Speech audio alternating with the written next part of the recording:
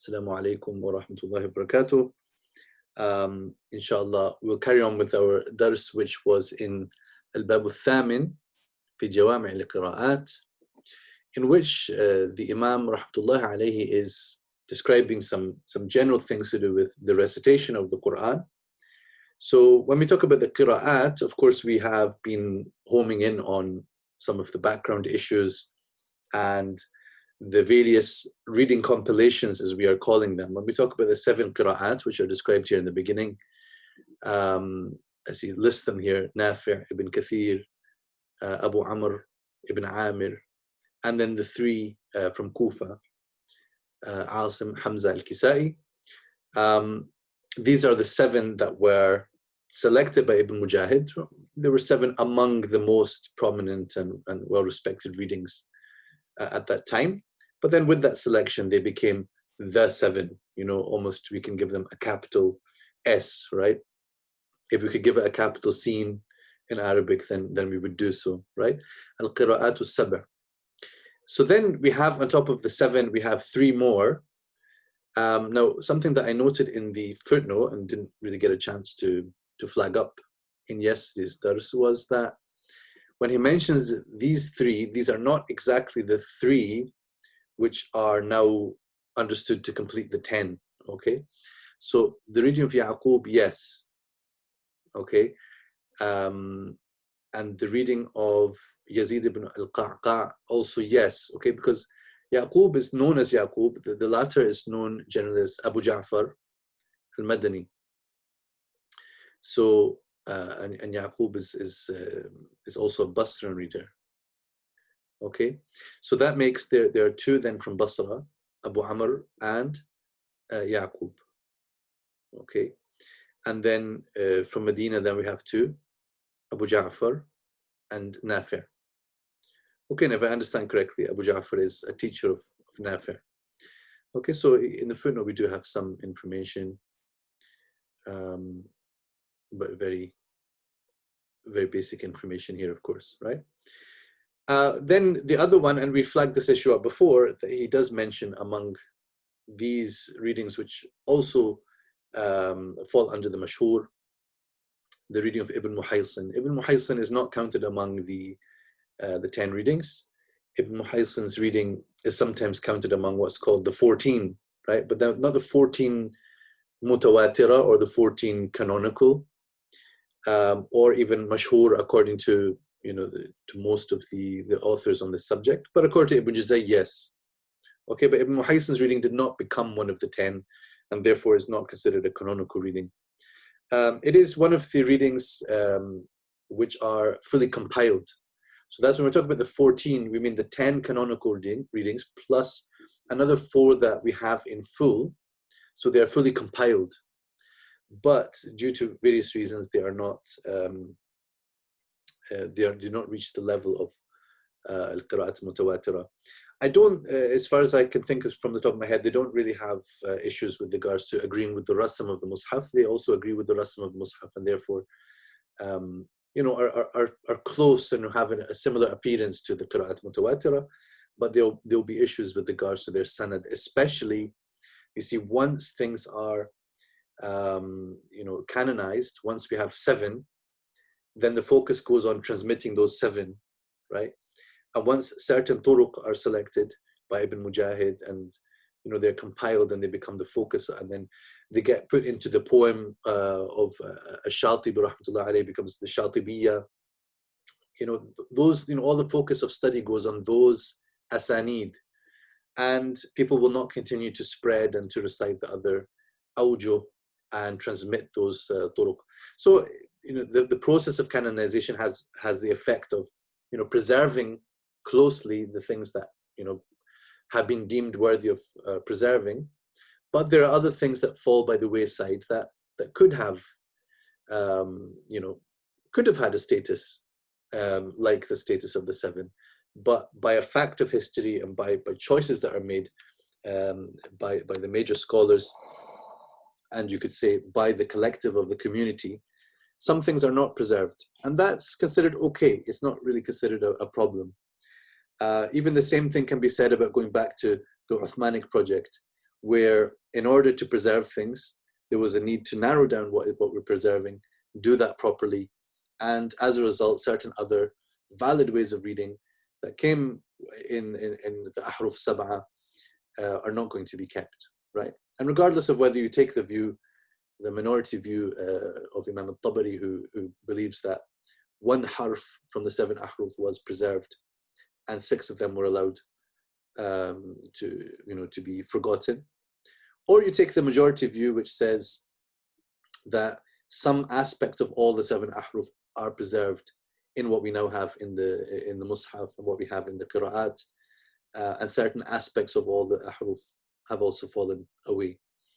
Regardless of you take this view or that view, the general principle is preserving the Quran doesn't depend upon preserving every last shred of possibility of recitation, but there has always been a selective process, a refinement process, the process of ikhtiyar itself.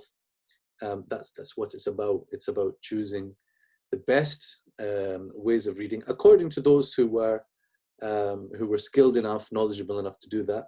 And then people came along as like, I don't know what's a good kind of comparison to make, but the sort of peer review, or like say, I don't know, maybe in science there's an example for us, like what happens. Maybe you can, if any scientists are here, you can help me with the right terms. But you get individual studies, let's say individual scientific studies, and then you get repetitions of those same experiments. And then after like 10 years, 20 years, you get this major review of all the studies that have been done on that particular subject, which then look at all the the results of the individual studies, and then do a sort of overall assessment of what has been looked at over that time period. Now, how useful is this example? I'm not sure. But what I'm getting at is someone like Ibn Mujahid is coming at the end of a long process of a lot of things that have been happening and saying, okay, it's fair to say that these are worthy reciters of being, counted amongst the 7. Now, it wasn't very important that the number that he chose was 7, but it so happens for whatever reason that he went with the number 7. And some people, some scholars, maybe in his time and soon after, criticized him for choosing 7 because, it just gives the impression that you're talking about the same thing as the 7 ahruf. And none of the scholars sees the 7 qira'at as the same thing as the 7 ahruf. But they're, in the popular imagination, maybe even today, sometimes people get these things mixed up because of the number 7. So it's an understandable conflation to make. So in any case, these 7, they got the approval of the community, right?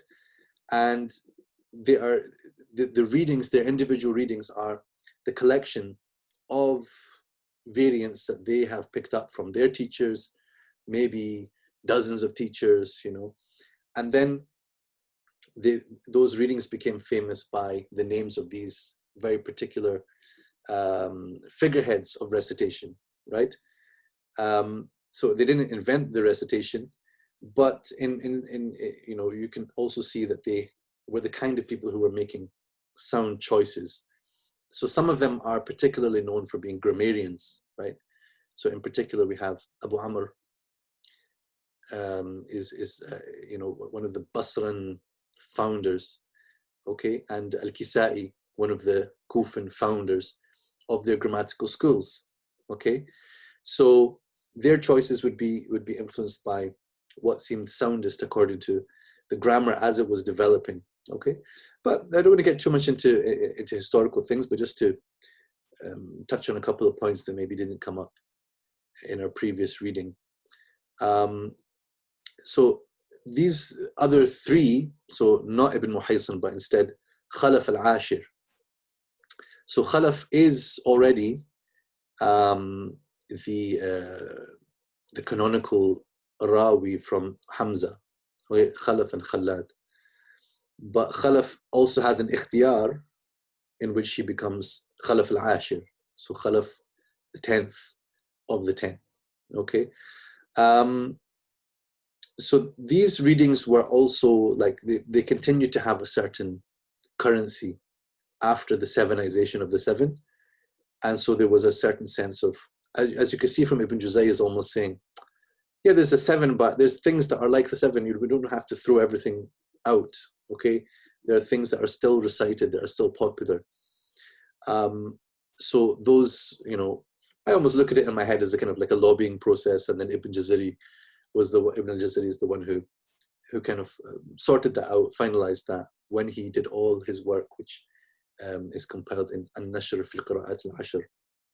And then he has his own didactic poems, like I mentioned the Shatibiyya before. Then Ibn al-Jazari has got what's it called, a Durra, which is for the 3 readings on top of the 7. And then he's got Tayyibat al-Nashr, which is the poem based on An-Nashr, which gathers many turuq, many more turuq, or like pathways of narration than you have in the Shatibiyya. So people continue to study these things, right? So for people who study qira'at, and unfortunately, I can't claim to be in that zumrah. I'm muhibbul qira'at, and I'm especially interested in it from the direction of meaning.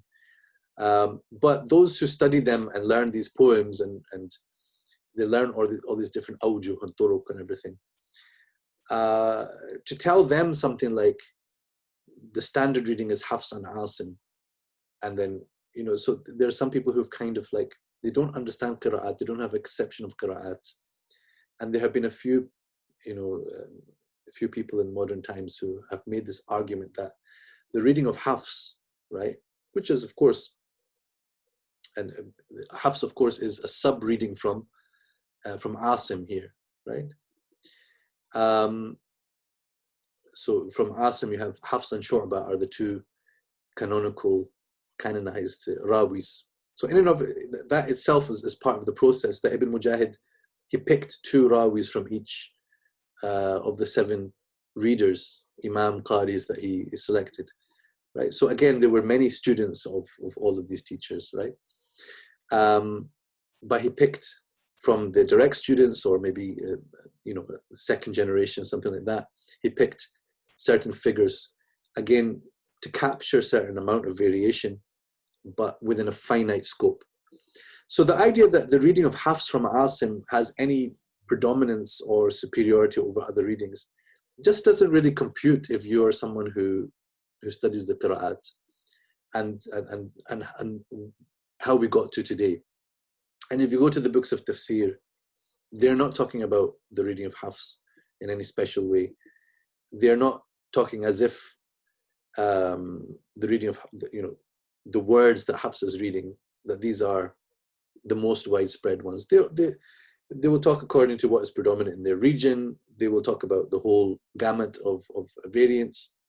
At-Tabari, apparently, and you can kind of check this, you know, if you go to see what are the words that Hafs, you know, in the riwayah of Hafs, there are certain awjuh where Hafs is the only one who reads it that way, and all the others, including Shu'bah from Asim, read it another way, right? So, and I've compiled a list of these from a book, but an example is in Surah Al-Rum, where Allah Azza wa Jalla says, إن في ذلك لآيات للعالمين, right? I think it's verse 21, Surah Al-Rum.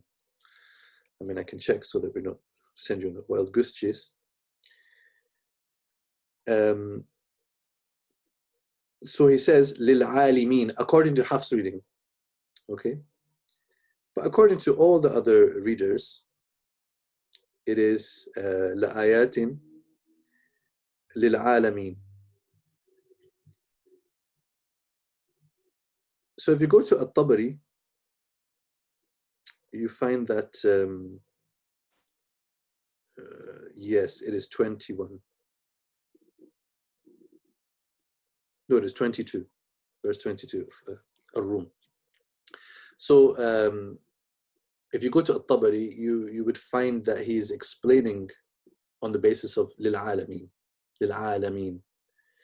And he apparently, from what I understand from his discussion, doesn't even touch on the explanation of إن في ذلك لآيات للعالمين, which is just Hafs. That goes to support what some people have claimed, which is that Al-Tabari did not have the reading of Hafs among his narrated readings in front of him. So he knew of what Hafs is reading by virtue of the fact that, you know, most of the time there's someone else who agrees with that reading anyway. Okay, but there's nothing special about Hafs and Asim. It's just one of the readings. It might have, you know, there might be reasons to inquire behind how did it become dominant, when did it become dominant, in which regions, and you know, certainly the role of the printing press has got something to do with it. The production of the Cairo edition, you know, in 1920s, but before that, when printing perhaps started, then you can go back to, let's say, the choice of certain governors and empires. The Ottoman Empire probably selected Hafs at some stage to make it, you know, go widespread. Maybe this led to the dominance over other ways. And there may be reasons going further back than that. So I don't claim that it's just the Ottomans who made that happen. There may be some inherent features of the reading of Hafs which actually made it sort of match with the way that people were speaking Arabic or the way that they were developing the grammar of Arabic. There could be all sorts of inquiries into the reasons, but regardless, there are other regions where Hafs was not dominant. And there, to this very day, there are regions where Hafs is not dominant. And we mentioned this before. Certain countries like Morocco, like Libya, where the reading of Nafi'. So Warsh in the case of Morocco, more so. Qalun in the case of Libya, more so. And you have places where they're reading Ad-Duri. They're reading different readings, and that's normal for them. The idea that Hafs is special doesn't really figure. But then there is a certain Hafs supremacy embedded, or let's say Hafs normativity, right? Hafsonormativity. Hafsonormativity is a new word that we have coined in this talk, which permeates certain discussions around the Quran, which permeates certain, even say, for example, you take a Quranic dictionary or a Quranic concordance, which is counting how many times a certain word comes in the Quran. Take Al-Mu'jam al-Mufahras li Alfaz al-Quran al-Kareem, which is by Muhammad Fuad Abdul Baqi. Very famous concordance work. The number of times a word occurs is sensitive to the qira'at, because, for example, how many times does the word al-alameen come in the Quran? Well, according to the other readings, it happens in 30:22. But in the reading of Hafs, it doesn't occur in 30:22. However, the word al-alimeen comes in 30:22, and not according to the other readings. So even the counting of how many times a word comes is, you know, it's sensitive to the issue of qira'at. The appearance of grammatical features, you know, how many times does a grammatical feature happen? Maybe according to some, in the reading of Hafs, maybe a certain grammatical feature doesn't occur, but in other readings it occurs, right? So I guess a kind of a controversial example is, you know, can you do atf of a majroor to a, you know, atf to a ضمير majroor, right? So واتقوا الله الذي تساءلون به والأرحام. Okay, in the first ayah of Surah An-Nisa, واتقوا الله الذي تساءلون به والأرحام. So according to certain grammatical rules, that shouldn't be allowed to say bihi wal arhami, because you'd have to say bihi wa bil arhami. Okay, so in the reading of Hafs, there's probably no, as far as I know, there's no example of that happening in the Quran, because in the Hafs reading, and most of the readers say here, الذي تساءلون به والأرحام. Okay, واتقوا الله والأرحام. So the atf is on the Ism al-Jalala. Okay, but in one of the readings you have wal arhami. So then there's different ways of understanding that, interpreting that grammatically, but one of them is, it is atf ala dhamir al-majroor. And then if that is the case, and it's accepted, and it's a strong reading, and you know, naql mutawatir or mustafid, so then there's no reason to say, well, oh, it doesn't obey the grammar rule, we have to discard it. Instead they say, well, you know what, you got to live with it. Even if you don't find an example in Jahili poetry or whatever, maybe some people have found them. I can't recall the discussions around it too clearly right now. But even if you don't find an example of that in Jahili poetry, well, here's an example of it. So live with it. so that will be the kind of point of view of those who especially are coming at it from the canonical angle. That is to say, well, once the qira'ah is established, then it's not to be questioned after that. Right? Once it's established, it's established, and then it is an example of al-atf على الضمير المجرور. Okay, so we've got a question here. If we say that the huruf emerged primarily in order to accommodate diversity in accent, and then this diversity subsequently disappeared, would it be correct to say that the contraction that occurred was an organic one? Especially if you remember that within that contraction, the original Medina reading was preserved. I mean, what happened is that, so I mean, I don't know if this is a direct answer to your question, but the ahruf did accommodate diversity of ways of speech, and that includes diversity of dialect. Okay, that's not to say necessarily that the 7 ahruf are 7 dialects. That is an opinion that exists for sure, but there's some issues with that opinion, along with issues with other opinions as well. But for sure, it managed to accommodate different pronunciations and make things easier for people. When people were united upon one mushaf, they were not united upon one qira'ah, because, as you can see, we continue to have diversity in qira'at. So what that implies then is that the 7 qira'at, the 10 qira'at, or even, you know, the more qira'at that there were, which didn't remain canonical, or didn't become canonical, but, you know, they got relegated to the shawaz, okay, so they became irregular or aberrant or non-canonical. The qira'at in general preserved a great deal of that diversity that existed in the ahruf. Okay, any one reading compilation, such as the reading of Hafs and, you know, reading of Asim, okay, let's take that in general as an example, will have within it various dialectal variations. Okay, the reading of Hafs and Asim, for example, you know, the riwayah of Hafs and Asim isn't in one dialect, right? Neither is any of the others. None of the individual qira'at can be said that is in one dialect. Okay, it might have more features of certain dialects than it has of other dialects, that may be said. So the Medinan reading, I would be very wary of calling the original Medinan reading. And when Imam Malik called the reading of Nafi' to be a sunnah, and I would say that more bahth is needed as to what that, you know, what he intended by that word, and what, you know, what comments could be made about describing it in that way.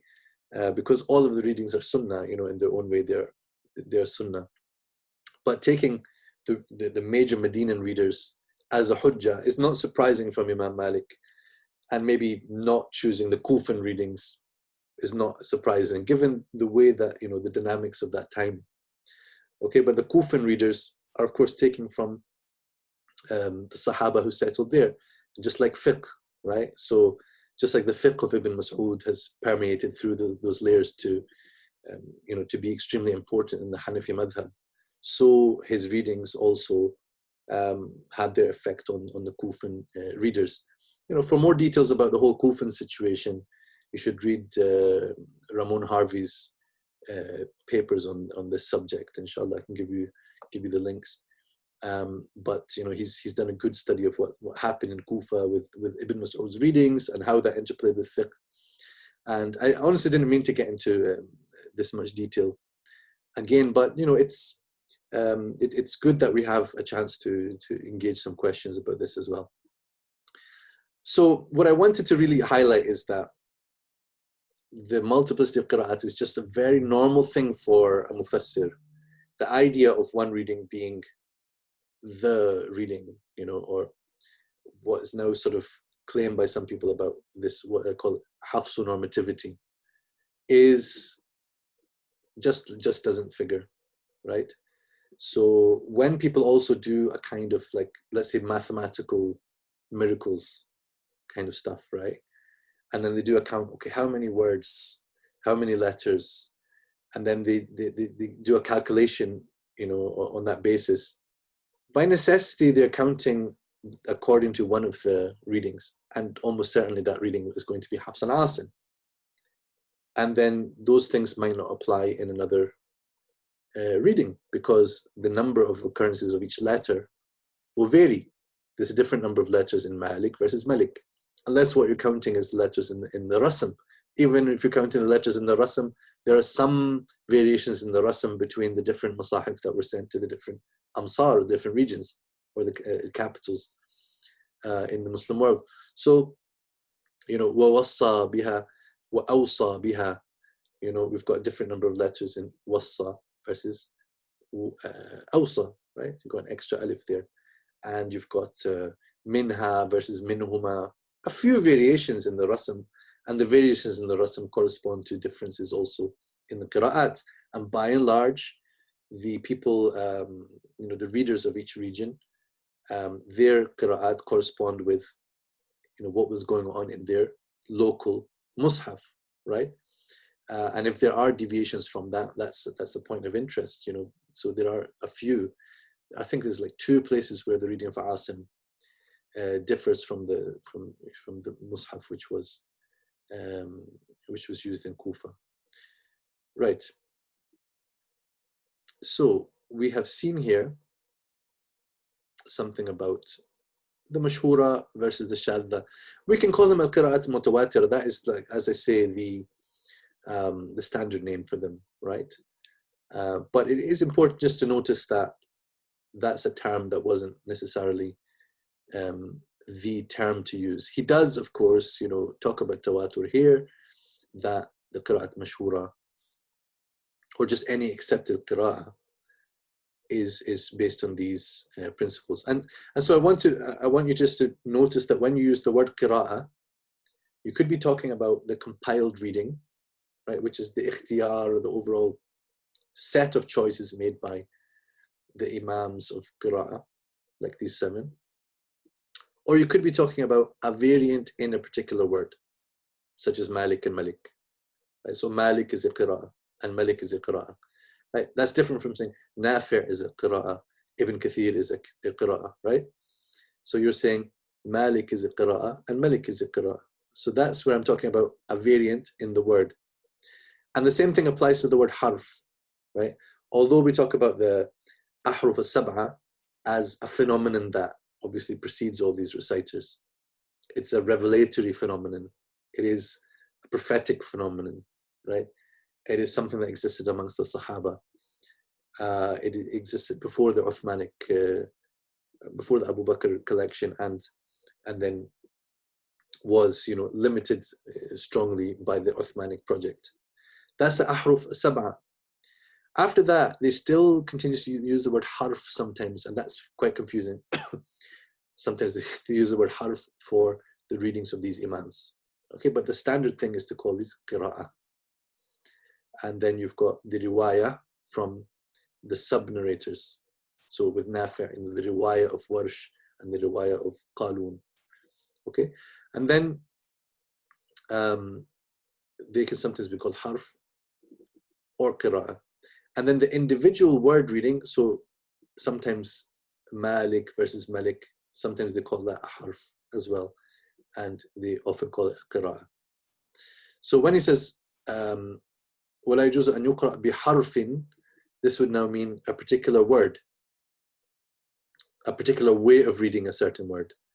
Well, it has to agree with the Mus'haf, it has to agree with Arabic language, and it must be sufficiently strongly narrated by tawatur, which is the norm, or if not, then it can still be accepted as long as it has reached a high level of being widespread, which doesn't necessarily meet the description of tawatur. Okay. Right. Is the technical term harf translated as mode in English? So let's have a look here. I would not use the word mode. In fact, I just don't like the word mode really in this discussion at all.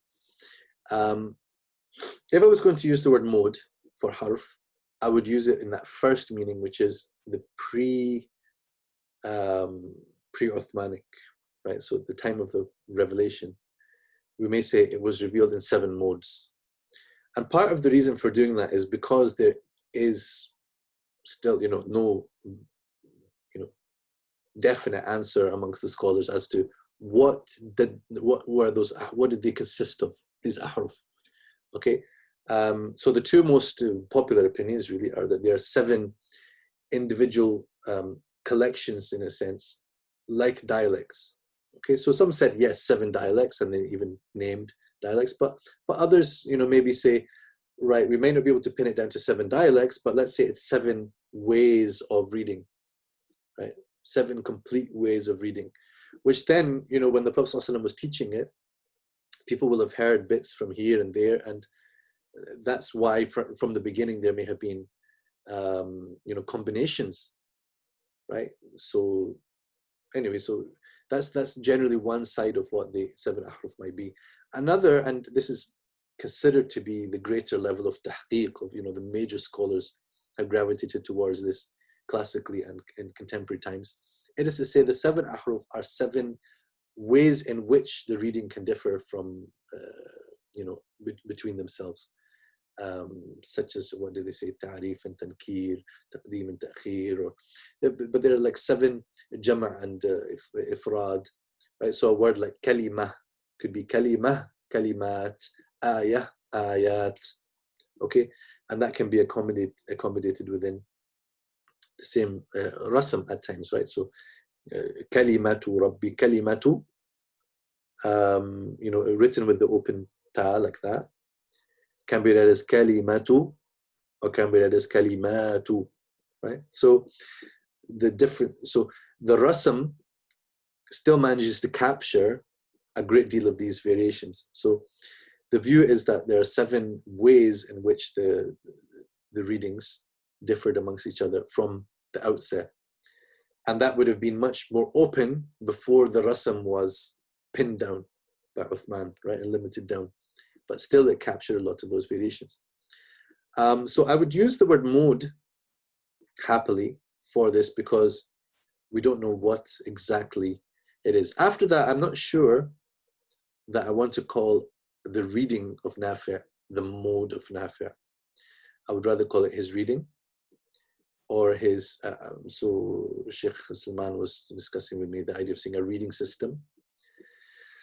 Reading system would be okay. Reading system implies a fully compiled reading from the Fatiha to An-Nas with a particular set of choices. And not just choices in what he's going to describe here as Farsh al-Huruf, but also choices in the usul, right? So when am I going to do imala? How am I going to do waqf on certain types of words? How do I do my mudud, right? So all of these different things are choices that were made by the Qurra from amongst the options that were circulating from their teachers, right? And then the system then could be seen also as a tajweed system, right? So when we learn tajweed, most of us, we learn tajweed according to the norms of Hafs and Asim, right? Hafs normativity. So that is tajweed, of course. But it's tajweed within Hafs, right? But some of the details of tajweed differ according to another system, right? Another reading system. So I like the word system in a certain way, or I can just call it a reading compilation, right? And then with regards to harf referring to a specific word, I might call it, I think the word variant is useful because it just means a word which is open to variation, has seen variation in the way that it reads. So by saying variant, I'm not saying that there's one thing which is standard and the other thing is variant. I mean to say they're both variant, they're both possibilities within that word. So it's not that Malik is the reading and Malik is the variation. Rather, they're both variants. I don't. Maybe people see a certain negativity in the word variant. I'm not sure. I used to, and I made a point of saying the multiple readings rather than the variant readings. But maybe a little bit later, I just sort of don't necessarily see a big deal in saying the variant readings. Okay, question. When we say the Uthmanic Mus'haf, we mean all of the ones he sent out. Yes, we mean all of the ones he sent out. Therefore, yes, there were small differences between the Masahif, which were noted and recorded by the authorities in this field, such as Abu Amr al-Dani and al-Muqni'. So they've noted these things, and time has revealed a lot of accuracy in actually what they said, right? So you've got people now like a friend of mine, Marijn van Putten, who is in the Netherlands. Okay, he researches Masahif, early Masahif, and he's found so many interesting patterns and how these Masahif kind of branch off from each other. And his research has led him to have the view that there was a standardization process that took place around the time that the Islamic tradition says that it happened. So he's quite happy to use the word the Uthmanic Mus'haf, right? Because why not assume it was Uthman, as if all the details are matching up and the Islamic tradition also says it was Uthman, there's something to build that assumption on. Okay, but the point here being the things that have been observed by the likes of Abu Amr al-Dani and the differences that are recorded, they actually match up to what is now being more, there's more access to be able to study these things comprehensively, because these Masahif have been carefully stored and preserved / pillaged, but also preserved, because the unfortunate fact is sometimes if they're not pillaged, other things happen to them, but they're anyway available to be studied in ways which couldn't be before, and they're being digitized, and scholars and researchers have access to do levels of comparison that they couldn't before. And you see that our scholars of old, like our Spanish scholar Dani from Denia, right, have actually done a remarkable job of categorizing that. So that's another reason why the sort of idea of, oh my God, we've blown the lid open on on this vast variety, and nobody's blowing any lids open. If they're blowing the lids open, all they're doing is they're opening the covers of a book, which even not just exists in tradition, but exists in modern times, because we have critical editions of these books. I have copies of Al-Muqni', 2 copies of Al-Muqni', really, 2 different editions on my shelves behind me. Right. So, qira'at shadha are not something which can be recited as if they're Quran, but they still have a role. They have a role in tafsir, right? So he says, وَإِنَّمَا سُمِّيَتْ شَاذَّةً لِعَدَمِ اسْتِفَاضَتِهَا فِي النَّقْلِ. Okay, but he's not saying then, therefore we throw them in the trash. He just says, وَقَدْ تَكُونُ فَصِيحَةَ اللَّفْظِ وَقَوِيَّةَ الْمَعْنَى. Right? So if they are strong in their meaning and so on, then they could still have a use in helping to establish certain points of language at the very least. But even in tafsir, to back up certain meanings. Like if we're wondering, okay, this qira'ah mutawatira that we're dealing with, its meaning is ambiguous, or we think that it means this, and then you find a qira'ah shadha which explicitly says that meaning, then according to the usul used by mufassirin, it may well be said, well, that qira'ah strengthens this interpretation, right?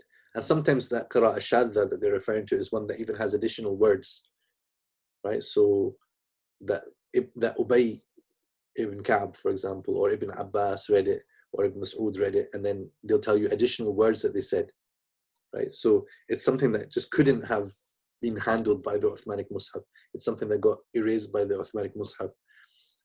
Uthmanic Mus'haf representing, as is understood, the final presentation of the Quran, where the Prophet ﷺ has recited to Jibreel every year what has been revealed up to that point, and then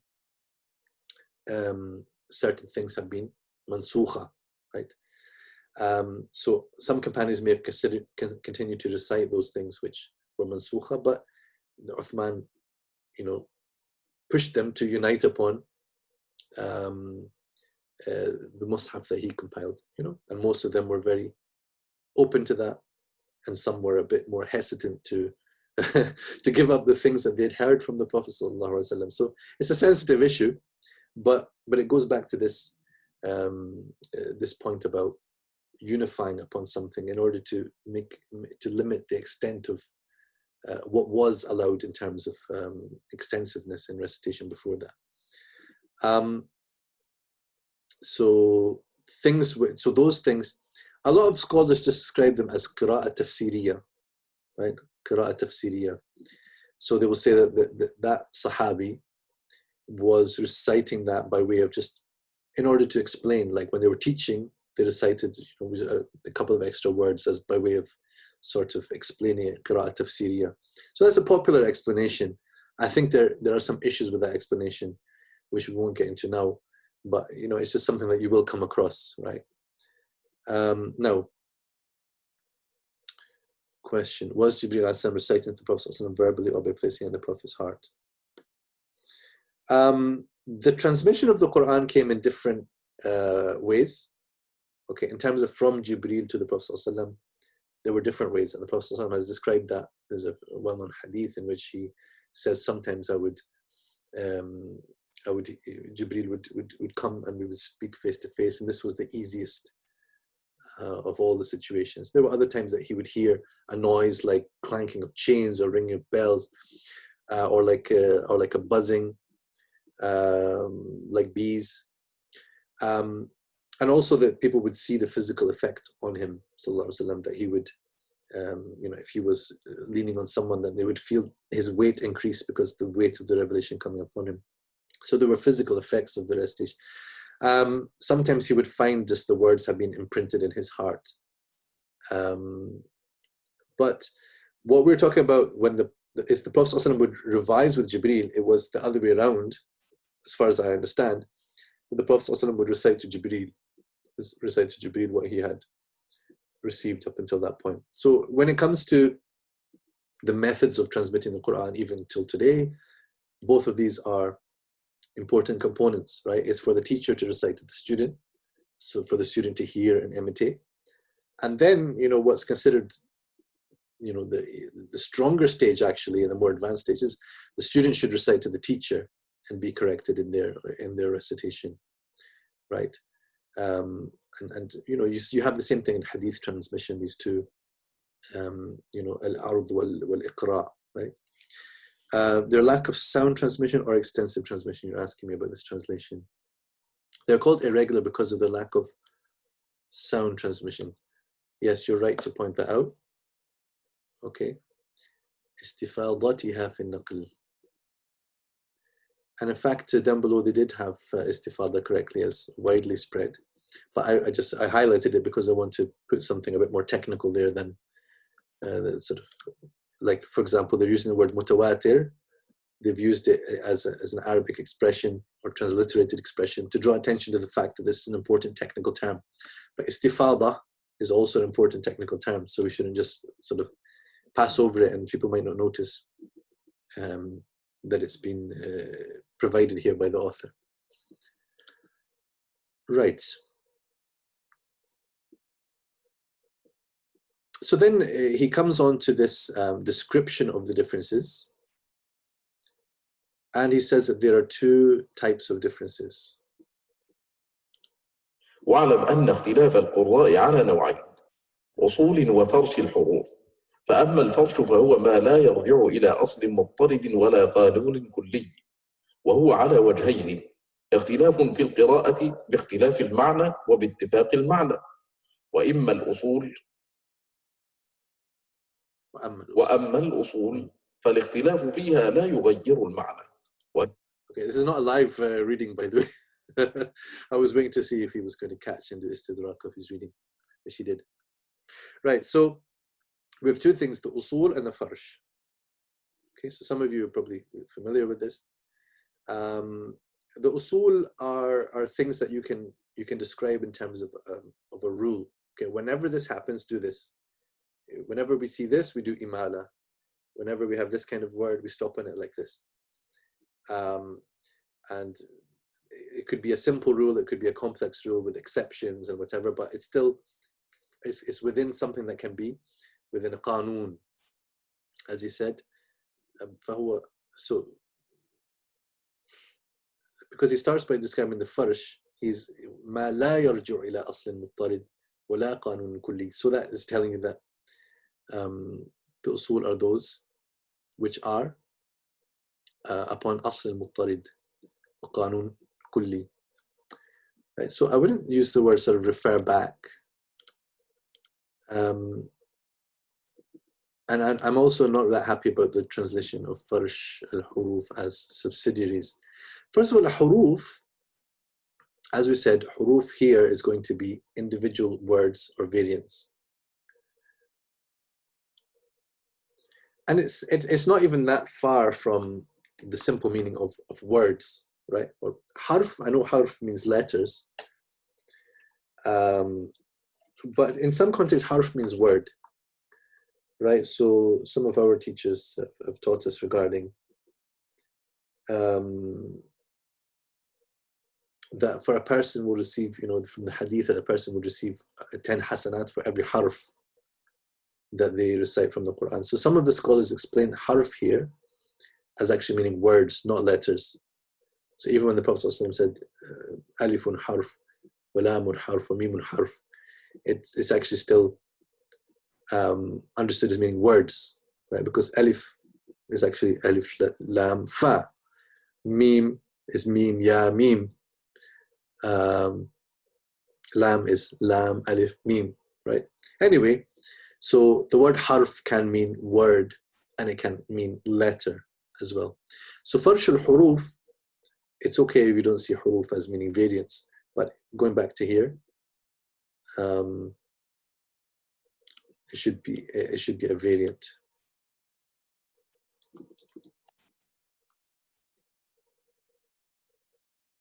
An individual variant on a particular word, a particular junction, right? So then you've got the principles. Now, what is the? I don't know if maybe you've come across a good word for farsh. Farsh, because I guess I haven't really thought about the nature of that. Let's see if we, because farsh, I just generally thought of it as something that's, you know, sort of laid down and spread out and like a firash. But why is farsh al-huruf called farsh al-huruf? I've not really thought about. We take some of the basic meaning of farsh. Does it mean subsidiary actually? Furnishing, furniture. I mean, this is modern usage, of course. Household affairs, mat, rug, carpet, anything spread, foundation. And let's look at our classical dictionary of Lane. Okay, I'm not going to look through all the verb usages. Let's try to get to the noun usage, which comes after. Farsh, what is spread? See, wide or spacious, okay. Spread out, I think, is really the relevant meaning here, why it's called farsh al-huruf. It's like the sort of collection through the Quran, spread out. That's what I'm getting from it anyway.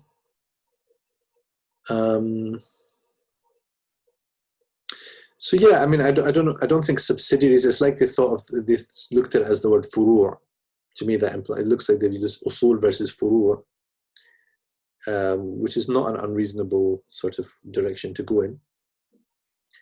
But I don't think farsh means the same as furu', right?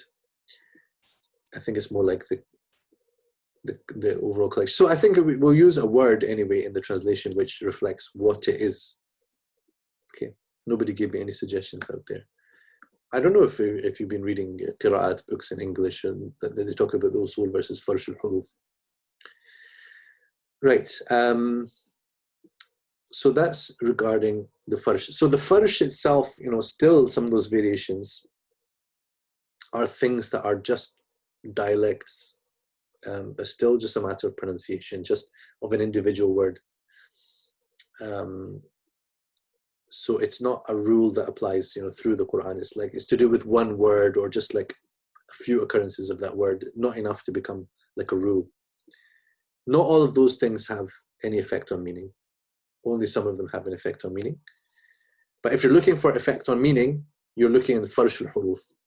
You're not looking in the usul. Okay, because usul is all matters of pronunciation.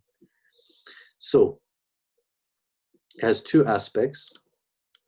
So that is in two categories. Those that have different meanings or whose meanings agree. Okay. As for the usul, then difference in them does not change the meaning. And these go back to, so these revolve around 8 things which create different readings, right? So it's interesting because, like, if you go back to what I said about the ahruf, one of the views is that the 7 ahruf were 7 ways in which the recitation was different from each other. So this list here is not really like that list, but in principle it's like that list, right? Which is like 7 things, 7 ways in which qira'ahs can differ from each other, right? But in fact, he's given us 8 things rather than 7 things, okay? He's not trying to fit them into 7 or anything like that. He's just telling you, as the categories of 8 ways in which these differences occur. So let's see them one by one. ترجع إلى 8 قواعد. الأولى المد، وهو في حروف المد الثلاثة، ويزاد فيها على المد الطبيعي بسبب الهمز والتقاء الساكنين. Okay, so we have mad. All of the qira'at, of course, have mad in them, but there are different rules regarding how much they are stretched, when they are stretched. And these issues all revolve around what is an original mad, which is any a, u, or e extended by alif, waw, or ya. And then you're going to have a hamza before or after it. You're going to have a sukoon after it, sukoon or shadda. And that's going to, be realized in different ways in the different qira'at, right? So the reading of Nafi', for example, has certain mudud that happen if you've got hamza before the mad that you don't have in certain other readings, like reading of Asim, right? It's called mad al-badal. Annex. Why are you just throwing the word annex at me, Naveed? Farsh for annex.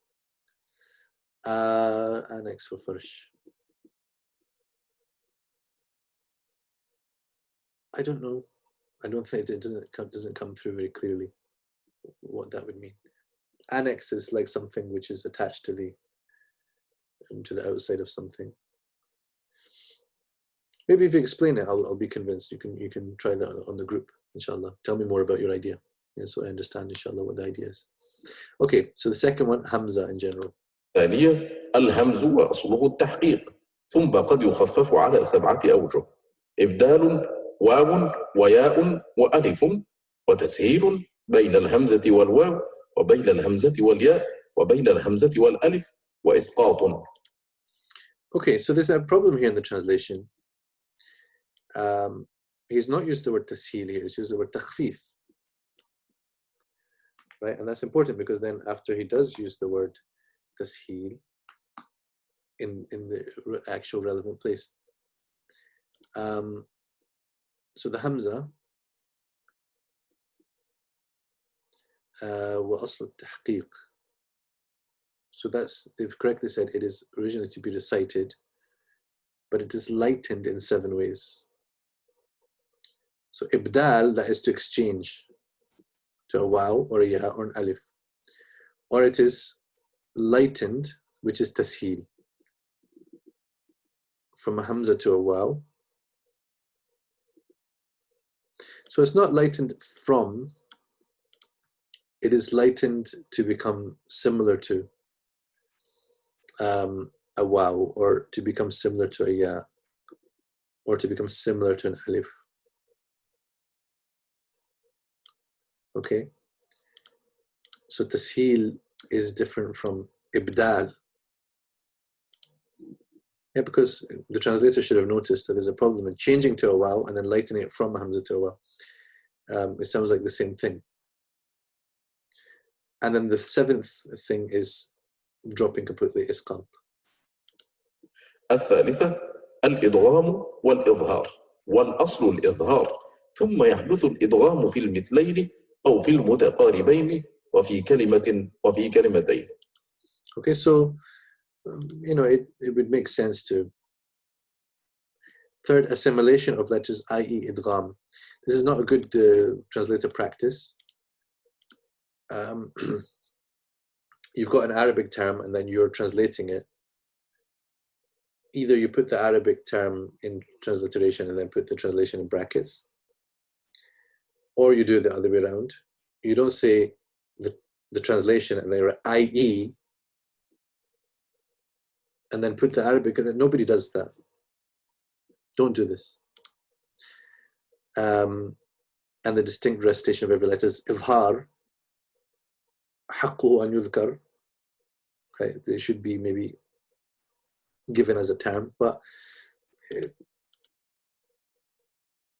yeah, I don't know why you would choose to put the word idgham in transliteration and not the word izhar when it's al-idgham wal-izhar is the pair of terms. Okay, well, asl al-izhar. So distinct recitation is the original way we would want to say here, default. Okay, asl, often the good word for that is default, not always. But assimilation takes effect in, again here, like, so now they've made the choice of just using the Arabic term and then put the English in brackets. Why flit between these two techniques in the space of 2 sentences? Right? It shows that the translator is not thinking through how to present this particular set of information, which here is tajweed, qira'ah information, right? Very Arabic information. So a particular strategy should be used that fits this particular type of set of information. But that one strategy should be stuck to. Otherwise, it just becomes confusing. So distinct recitation is the default way, but assimilation takes effect in mithlain, mutaqaribain, in a single word or 2 words. Why not kalima wa kalimatain? So, like, why choose to make mithlain as if it's a really important technical term? I personally would be fine to say it happens in 2 identical letters and 2 similar letters. I personally would not have even bothered to put the transliteration unless I was doing that like thoroughly. I'm doing that a lot, but they didn't even put it for izhar, so why put it for mithlain? Al-izhar awla min al-mithlain bil-dhikri. Okay, so we got some the participants are on the case about the farsh, right? So annex, you got an idea about that. If the usul are the foundation of the rules, the annexes are additional changes that don't comport to a particular rule. I don't see it, to be quite honest with you. Addendum or supplement. I mean, I don't know if maybe that's the sense that you get from the word farsh itself. But I see your point. I see your point. But what I would probably want to do is to think about what it is, and which is what you're doing also. But the way you've conceived what it is, then you're thinking of the word annex and various synonyms for that as being an appropriate way of describing that. I would probably not want to see the farsh as a supplement, because maybe farsh is what I pay most attention to in my own work, rather than the usul, because I'm not doing the I'm not, that's not what I'm busy with, is reciting according to the different usul. But yeah, I do see your point. Shukran. Okay, so you've heard my rant about this. Mutaqaribain, 2 letters similar in articulation. Yes. In a single word or two words? I mean, it would probably be worth just saying the word between two words, because the idgham is happening. فلا يسرف في القتل يسرف في القتل, right?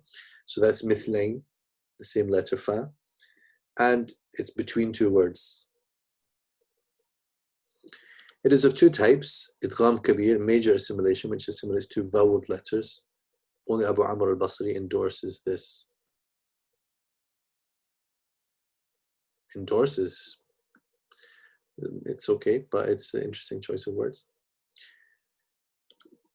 وهو نوعان: إدغام كبير انفرد به أبو عمرو وهو إدغام متحرك، وإدغام صغير لجميع القراء وهو إدغام الساكن.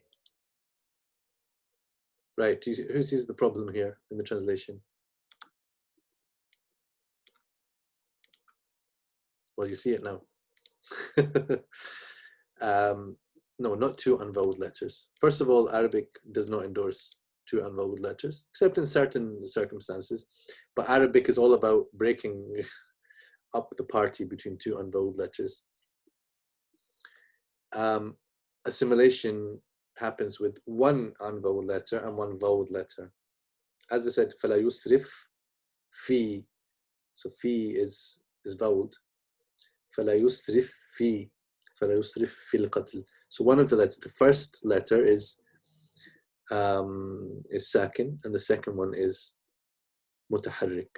Okay, so it's not idgham assimilates with two unvoweled letters, and therefore the readers do not endorse this, and I do not endorse this. Well, we've got a lot going on in the farsh hunting now, yeah? The farsh will be the superset of ahruf. So maybe a word synonymous to superset. Oh, that's fancy. Bosnian Arabic dictionary says externality for farsh. Okay, so a question here about bain al-hamzati wal-waw refers to hamza admum.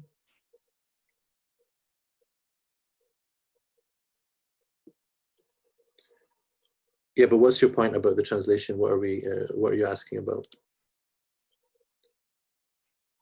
So let's say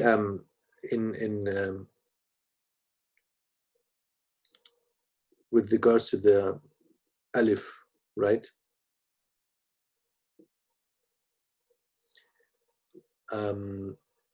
We have got, for example, in Hafs, one of the ways, al-dhakarain. So you've got two ways of saying this word, al-dhakarain. You can either say al-dhakaraini, in which case this is ibdal, right? So the second hamza has been changed to an alif, and then because of iltiqa as-sakinain, you have mad lazim. The other wajh, which is accepted in Hafs and Hasim, is the tasheel of the second hamza. So you say al-dhakaraini, al-dhakaraini. So you don't say al-dhakaraini bitahqiq al-hamzatain, but the second one is pronounced closer to an alif. So that's tasheel. Right? So you could do some qiyas from that to the other situations, and some of them will be accepted in certain qira'at and maybe not others, and that's his point. This is the set of rules is around this kind of thing. Right? That's what he's referring to. Okay, imala. الرابع: الإمالة، وهي أن تنحو بالفتحة نحو الكسرة وبالألف نحو الياء، والأصل الفتح، ويوجب الإمالة الكسر أو الياء. So it's not the original form is fatha, but the default in all of these situations is, or the origin of it is recitation with, let's see, let's go back to his ibara here. So imala is anyway for the short vowel fatha to be pronounced more like, instead of a pure a, it becomes a, which is closer towards e. Okay, the final destination of the imala would be e. So going between a towards e, a becomes a. And then in the long vowel, alif a becomes a. And then you've got different levels of imala as well. والأصل الفتح. Okay, so in general, you read fath unless there is a place where imala occurs. ويوجب الإمالة الكسر والأولياء. So there's the circumstances that not imala necessitates a kasr or a ya, but the other way round.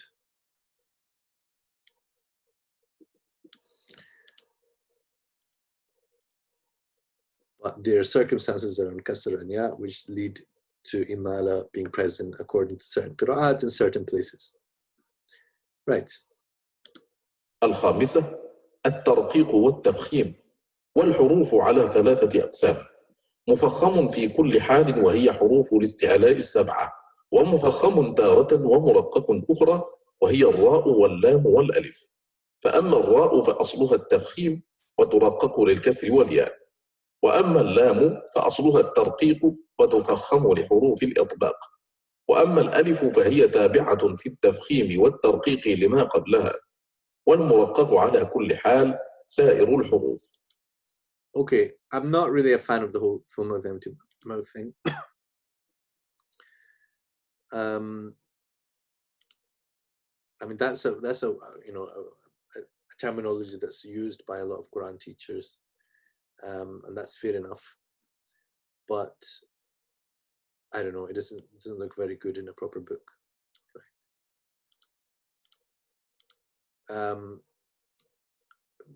You know, you can simply say light and heavy, and you can use other technical terms as well, like velarized and non-velarized or something like this. But there are 3 groups of letters then. There are those that are always mufakham. So there's a group of 7 letters, they're listed here. Okay, and then you've got those which alternate between the 2 situations, which is lam and ra. Ra is generally mufakham or mufakhama, but with a kasra or ya, so it can may, you know, due to kasra and ra, okay, I would say due to, because then, you know, that kind of points to the fact that there's some complexity in the rules. So the ra itself might have a kasra on it, or it might be sakina and then there's a kasra before it, or, you know, even before that. As for lam, it is originally light, but it becomes heavy with the letters of itbaq.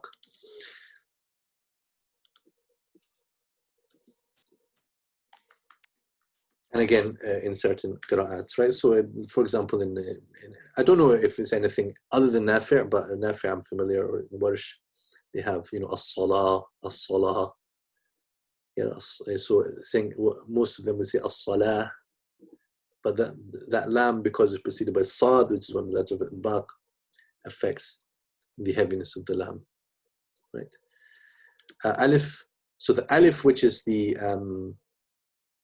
mad letter, would be light or heavy according to the preceding letter. And the rest of the letters are always muraqqaq. Okay. Muhammad's suggestion: universal general rules of pronunciation versus particular or isolated instances of pronunciation. Yeah, it's a good description. But farsh al-huruf is like the collection of instances, something like that. Okay, for isti'la, elevated. I'm probably wary of calling the letter an elevated letter, although that's a fairly decent translation of harf musta'li. Okay, but this is what we'd call velarized. And if you're using linguistic terminology, you call it velarized. Another word that sometimes uses emphatic, although because emphatic has got other common meanings, it might be confusing for people. Would I recommend using thick for mufakham? Some teachers use heavy. I use heavy for mufakham. I use heavy versus light. I prefer that over thick and thin. Thick and thin, again, sounds a bit funny to me personally. It sounds like a word that you might use in a class with children. It might be good, in a teaching setting doesn't quite sound like what I'd like to put in a book. But again, it sort of depends on the nature of what you're writing. Different terms are valid. There's not just one translation is valid. I think full mouth, empty mouth sounds like a very practical description, and sounds a little bit funny in the midst of this discussion where he's trying to do, jawami al-qira'at, where it's a bit more just giving a technical, short sense of everything. السادسة الوقف، وهو على 3 أنواع: سكون جائز في الحركات الثلاث، وروم في المضموم والمكسور، وإشمام في المضموم خاصة.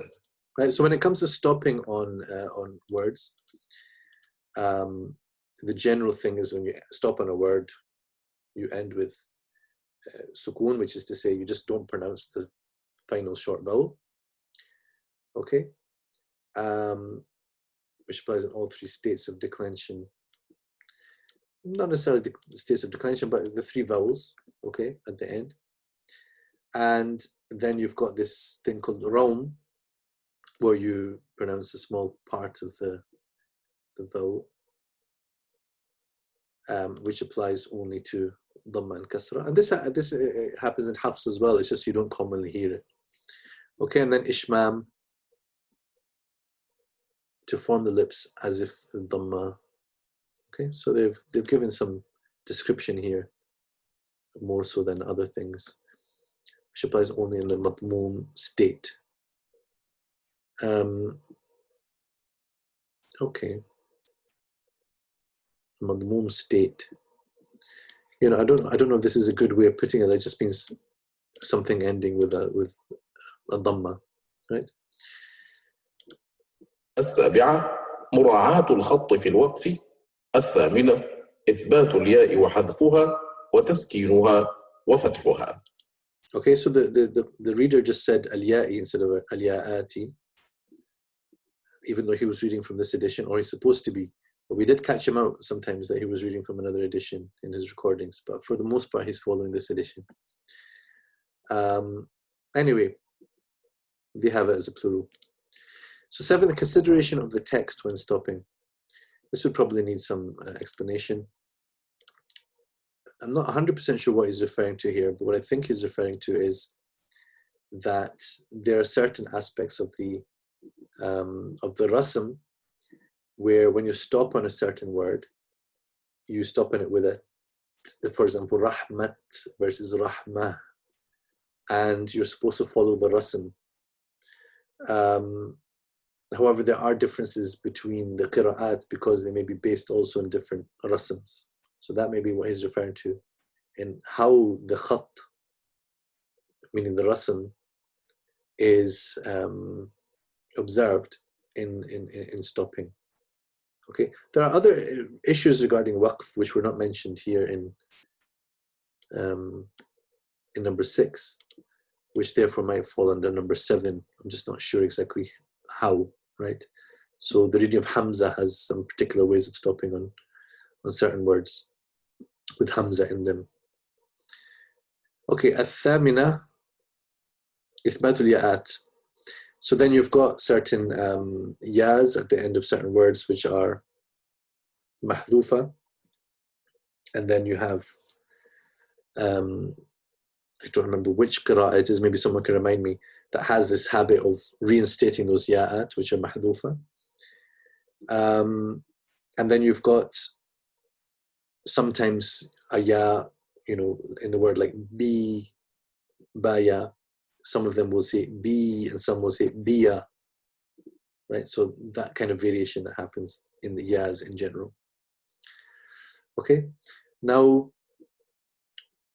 I think what we'll do is we'll go ahead and listen to the next chapter because it's inshallah fairly straightforward, and I want to make sure we get lots of time to do our next chapter, which is on balagha. Right, so this is about mawaqif. We won't spend much time on it, but we're just going to see these different types of stops, right? Stopping points. which vary between waqf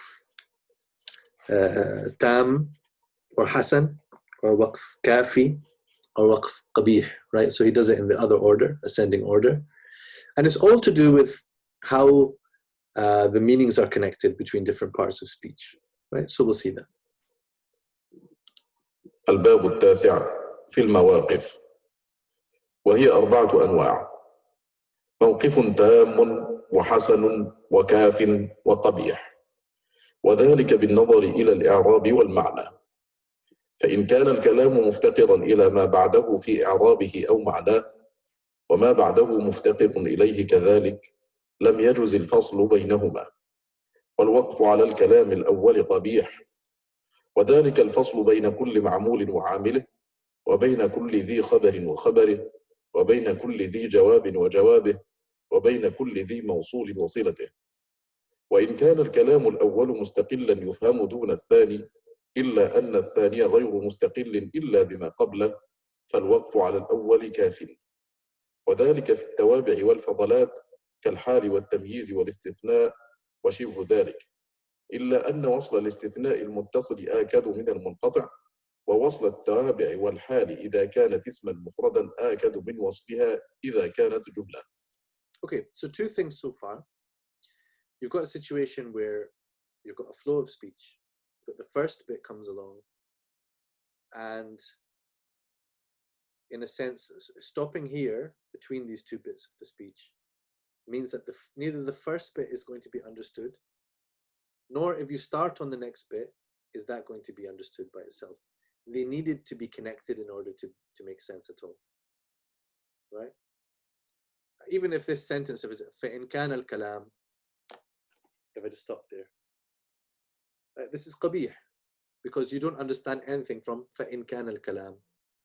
You don't understand anything. We've got here an in, it's looking for its jawab. You've got kana, which is looking for its khabar, right? So this is qabih because that doesn't make sense by itself. And then if I start on the next word, مُفْتَقِرًا إِلَى مَا بَعْدَهُ, that also doesn't make sense. So that's waqf qabih, right? But then you've got a situation where, okay, the first bit, if you stop, does give you the meaning to a reasonable extent, and you understand something from it, and you don't understand the wrong thing from it, but there is still a sense in which the next part was needed in order to understand it fully and properly, right? So then that would fall under what he calls here waqf kafin, right? So a sufficient stop, right? So it's not really recommended to stop there, but if you do so, it would make sense. But you would need to go back a bit in order to then catch your breath. If you've run out of breath, go back a bit and then join it together again, because it's supposed to be joined. The thing afterwards is not independent. So the hal or the tamyiz or the istithna, these are not independent things. They are supposed to be joined to what's before, right? So take the example of something with illa, right? Istithna. That's why they say don't ever stop. Don't ever stop before the word illa. Don't ever stop before the word illa. If you reach the word illa and you're running out of breath, just try to get the word illa out at least. So you indicated that there's a mustathna which is coming, and then go back. You can stop before the word illa if it's istithna munqati', right? Don't worry if you don't know right now what that is. It just means that the thing accepted, the exception, is not actually part of the set that it was excluded from. So that illa has a different meaning, which is but not, right? But not.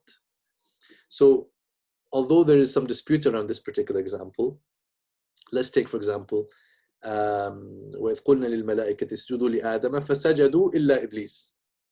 Right? So when he told subhanahu wa ta'ala told the malaika to prostrate, فَسَجَدُوا إِلَّا إِبْلِيسَ. They prostrated except Iblis. Right? But when we use the word except, we are implying that Iblis was among the ones commanded, and then it would imply that he was one of the malaika. But when we are going against that point of view, then we say The istithna is munqati', which is to say, they prostrated, but not so Iblis. Right? And if you look at the translations of this ayah, you would find some of them translated in that way. So if it's istithna munqati', then it is actually valid to say, وَإِذْ قُلْنَا لِلْمَلَائِكَةِ اسْجُدُوا لِآدَمَ فَسَجَدُوا إِلَّا إِبْلِيسَ أَبَى. So you can stop before illa because the meaning is actually correct. فَسَجَدُوا, the angels did prostrate without exception amongst the angels. فَسَجَدُوا إِلَّا إِبْلِيسَ, they did prostrate, not so Iblis. But if you take it as istithna muttasil, which actually plenty of the ulama did, but there's a greater lengthier discussion to have around that and what it implies. But in that case, you would not stop before the word illa, because anytime you go illa, there's something that does need to be mentioned, right? So that's why he says, when it is istithna muttasil, then the wasl is akadu. It's more important to be, it's more emphasized and more necessary. So I would interpret him as saying here then, in that case, the waqf would be actually qabih, or closer to qabih, right? But not in the category of waqf kafi. وإن كان الكلام الأول مستقلا والثاني كذلك، فإن كانا في قصة واحدة فالوقف على الأول حسن، وإن كانا في قصتين مختلفتين فالوقف تام. Okay, so then the point is, if they're both mustaqil, i.e. the first bit of speech, if you stop on it, you understand it perfectly fine. The second bit of speech, if you start on it, that's perfectly clear and fine. Then this waqf is either hasan or tam. If they are actually still in the same subject, so qissa doesn't necessarily mean story here. I would hear, I would probably not use the word story, right? But in one subject and context, then we call this waqf hasan. And if it moves on to a different subject altogether, right, which sometimes happens in a surah, then this is the waqf between them is tam, right? So that's an ideal place, for example, to, if you're praying, to go into ruku', for example.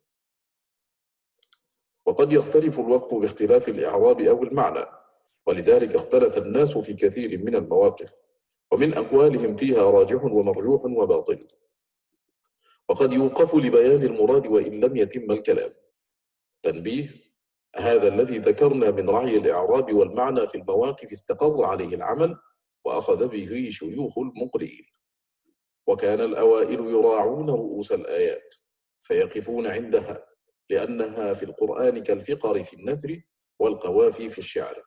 ويؤيد ذلك ما خرجه الترمذي عن أم سلمة رضي الله عنها أن رسول الله صلى الله عليه وسلم كان يقطع قراءته يقول: الحمد لله رب العالمين، ثم يقف، الرحمن الرحيم، ثم يقف.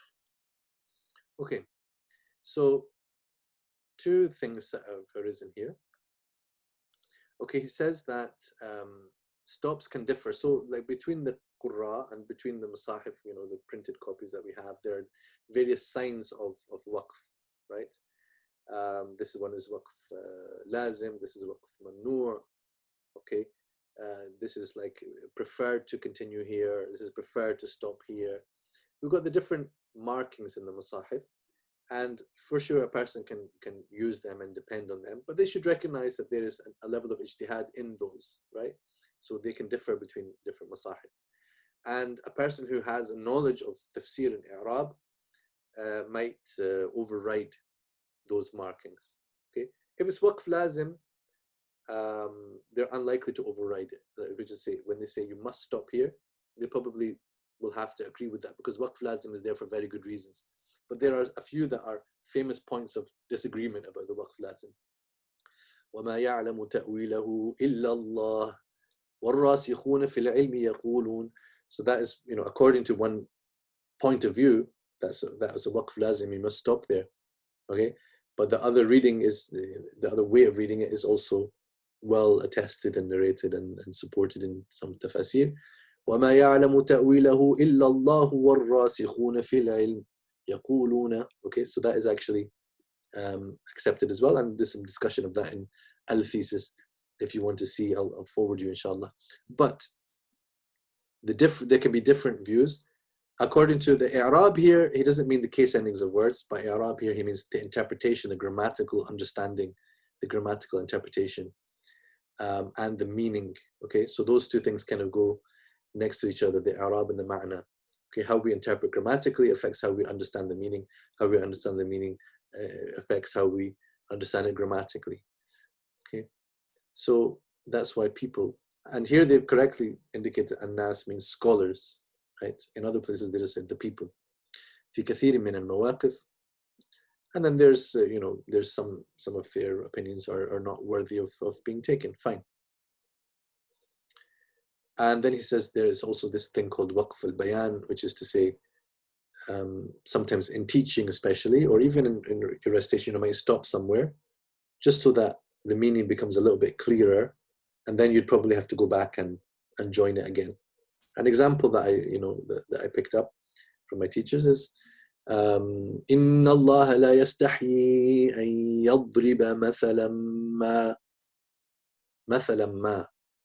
So because before hearing that waqf, I never really understood the i'rab of مثلا ما. It was like مثلا ما بعوضة, but actually مثلا ما, this is ما للإبهام. You can look up the tafsir. Anyway, we've already covered Surah Al-Baqarah. We might have touched on that there. And then finally, he's mentioned here about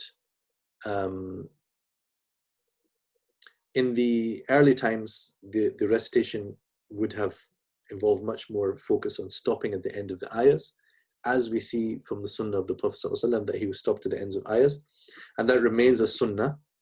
It remains something that is considered to be the proper way of reciting, but it is valid to join between ayahs as well. It's valid.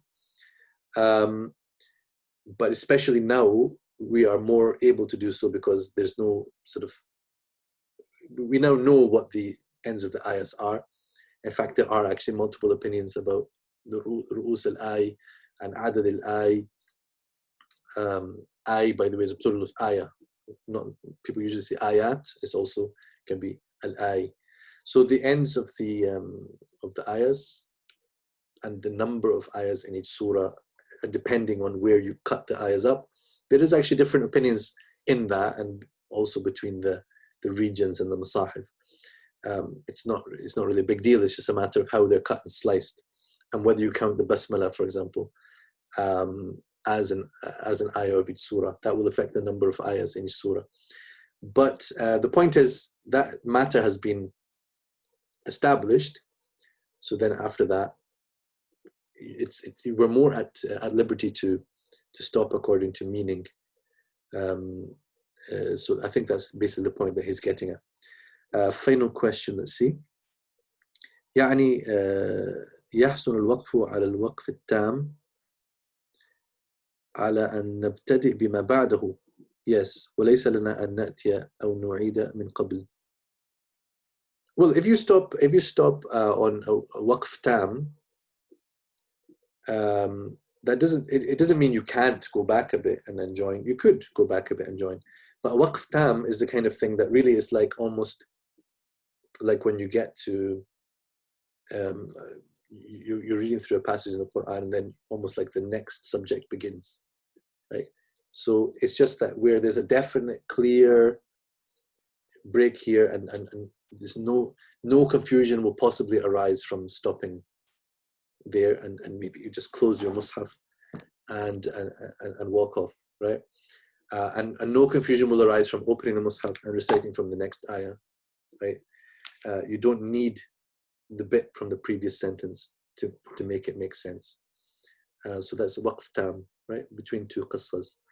Or waqf hasan also is close to that. It's just that there is some connection in meaning.